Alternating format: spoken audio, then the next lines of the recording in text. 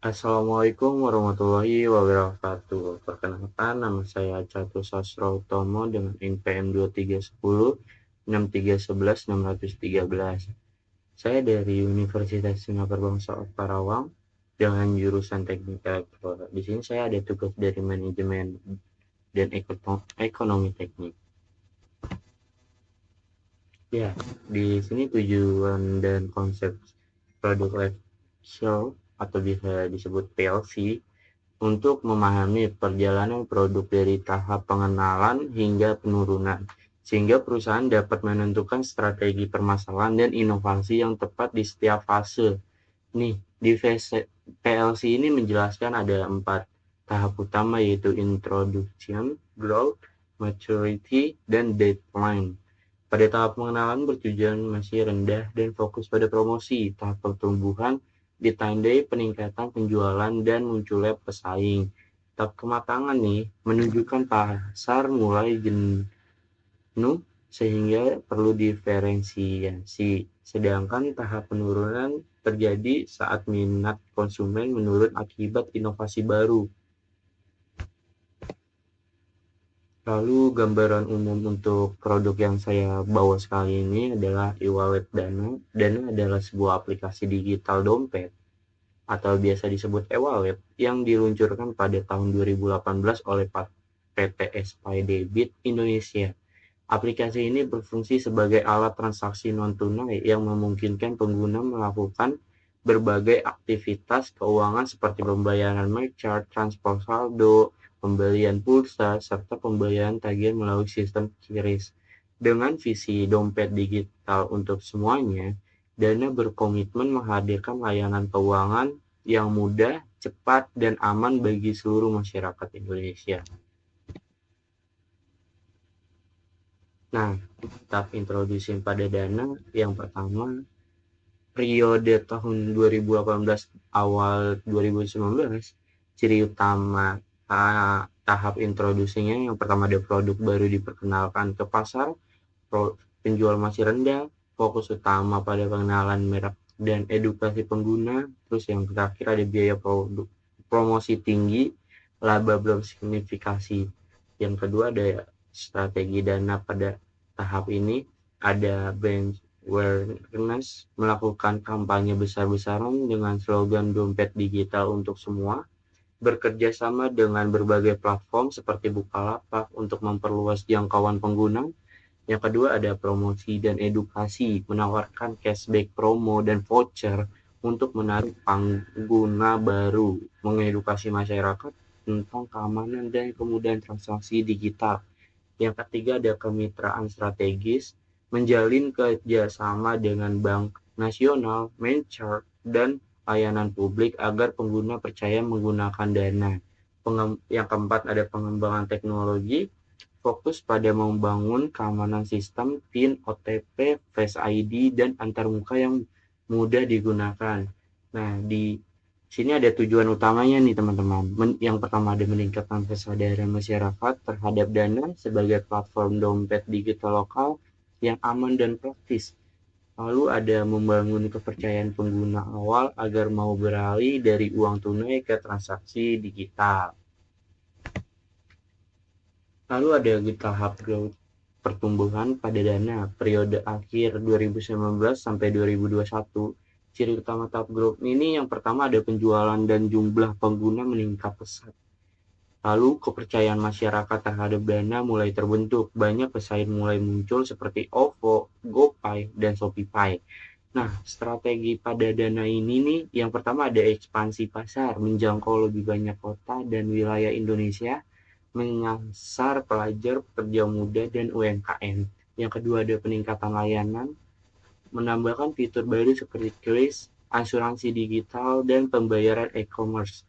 Yang ketiga ada promosi agresif, cashback besar, diskon belanja, kampanye cashless lifestyle. Yang keempat ada kemitraan strategis nih, kolaborasi dengan e-commerce besar seperti Bukalapak, TikTok Shop, Lazada. Lalu ada kelima ada brand positioning, memperkuat citra sebagai dompet digital aman dan terpercaya. Di sini nih ada tujuan utamanya, yaitu meningkatkan pasang pasar dan memperluas basis pengguna aktif. Lalu ada membangun loyalitas pengguna terhadap ekosistem Dana. Lalu ada tahap maturity atau kematangan pada sebuah dana. Di sini pada periode tahun 2022 sampai sekarang nih, ciri tahap ini yang pertama ada pertumbuhan mulai melambat, pasar dompet digital sudah jenuh dan kompetitif, fokus pada retensi pengguna dan inovasi layanan. Lalu ada strategi dana pada tahap ini yang pertama diversifikasi produk, yaitu menambah layanan seperti dana bisnis, dana kaget, dana protection. Lalu ada kedua peningkatan keamanan, memperkuat sistem enkripsi dan autentikasi wajah atau sidik jari. Yang ketiga ada kenyamanan dan integrasi dengan berbagai platform e-commerce, transportasi, dan pembayaran publik. Yang keempat ada promosi loyalitas, program dana reward dan cashback pengguna lama, inovasi teknologi, meningkatkan kecepatan transaksi dan pengalaman pengguna. Tujuan utama di tahap ini nih mempertahankan posisi sebagai salah satu e-wallet terbesar di Indonesia. Yang kedua menjaga loyalitas pengguna lama dan tetap menarik pengguna baru. Tahap deadline penurunan pada dana periode potensial belum terjadi secara signifikasi, namun dapat muncul di masa depan. Ciri utama tahap deadline ini pertumbuhan pengguna menurun, kompetitor baru dengan fitur lebih inovatif muncul, penggunaan menurun jika tidak ada pembaruan layanan, ada potensi penyebab penurunan. Yang pertama saingan ketat dengan OVO, GoPay, Shopee, dan Flip. Yang kedua ada perubahan tren teknologi dan kebutuhan pengguna. Yang ketiga ada kurangnya inovasi atau pembaruan fitur. Yang ketiga ada strategi antisipasi dana, yaitu inovasi berkelanjutan menambah fitur implementasi pay later, integrasi AI. Lalu ada ekspansi global dan kemitraan untuk membuka peluang kolaborasi lintas negara dan sektor keuangan digital. Lalu ada pengguna loyalitas, program penghargaan dan personalisasi layanan. Di sini bertujuan utamanya untuk menjaga relevansi dan mencegah penurunan dengan inovasi berkelanjutan. Lalu ada tetap menjadi pilihan utama pengguna di era digital saat ini. Lalu ada aksesibilitas informasi dananya, yaitu di sini teman-teman bisa lihat ada sebuah grafiknya. Dan saat ini berada pada tahap kematangan maturity, stabil kuat di pasar, namun menghadapi tantangan untuk tetap relevan dan berinovasi. Langkah selanjutnya adalah menjaga loyalitas pengguna, memperluas fitur ekosistem keuangan digital, dan terus beradaptasi terhadap tren teknologi baru agar tidak memasuki fase penurunan terlalu cepat. Di sini strategi dan inovasi dana. Yang pertama dulu yang inovasi produk, yang pertama ada pengembangan fitur dana bisnis untuk mendukung transaksi UMKM. Lalu ada fitur dana kaget sebagai bentuk promosi sosial interaktif. Lalu ada dana protection dan dana shield untuk keamanan saldo pengguna. Lalu ada integrasi dengan QRIS nasional agar transaksi antar platform lebih mudah. Lalu ada pengembangan fitur dana, pay later, dan investasi dan digital. Lalu yang kedua ada strategi pemasaran seperti promosi cashback, voucher, dan point reward guna menarik pengguna baru. Lalu ada kampanye digital edukatif, ayo cashless dengan dana. Lalu ada kolaborasi strategi dengan platform besar seperti Bukalapak, Lazada, TikTok Shop, dan Menshop offline. Peningkatan citra merek melalui influencer marketing dan kegiatan sosial digital. Lalu di sini ada strategi teknologi yang ketiga dan keamanan. Sistem keamanan berlapis PIN, OTP, dan verifikasi biometrik. Ada penerapan enkripsi end-to-end untuk menjaga privasi transaksi, error detection system untuk mencegah penipuan digital. Lalu ada peningkatan kecepatan dan stabilitas aplikasi demi pengalaman pengguna yang lebih baik. Lalu di 4 ini strategi pertumbuhan dan ekspansi. Di sini ada menargetkan segmen UMKM, pelajar, dan layanan publik untuk mendorong pengguna dompet digital di perdesaan melalui program literasi keuangan. Lalu ada mengembangkan open finance ekosistem yang terhubung dengan perbankan dengan fintech lain. Lalu ada ekspansi ke layanan keuangan mikro seperti cicilan dan donasi digital. Nah, di sini ada inti strateginya, yaitu Dana berfokus pada inovasi berkelanjutan, keamanan transaksi, dan perluasan ekosistem digital untuk mempertahankan posisi sebagai e-wallet termuka di Indonesia.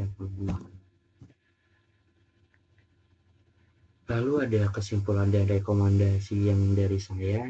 Kesimpulannya, Dana merupakan salah satu e-wallet terbesar di Indonesia yang berhasil membangun kepercayaan publik melalui kemudahan, keamanan, dan inovasi fitur. Lalu ada berdasarkan grafik produk PLC, Dana saat ini berada pada tahap maturity, kematangan, menunjukkan pertumbuhan pengguna yang stabil dengan persaingan pasar yang ketat.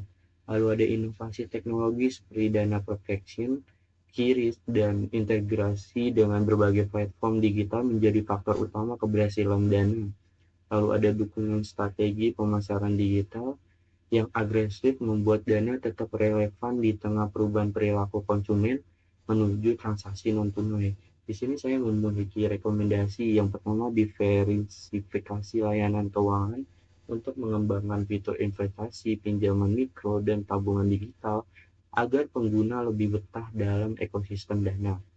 Lalu kedua, ada peningkatan keamanan digital, memperoleh sistem deteksi penipuan berbasis AI, serta meningkatkan edukasi keamanan bagi pengguna. Yang ketiga, ada kolaborasi strategis, menjalin kerjasama dengan instansi pemerintah, BUMN, dan sektor pendidikan untuk memperluas jangkauan pasar.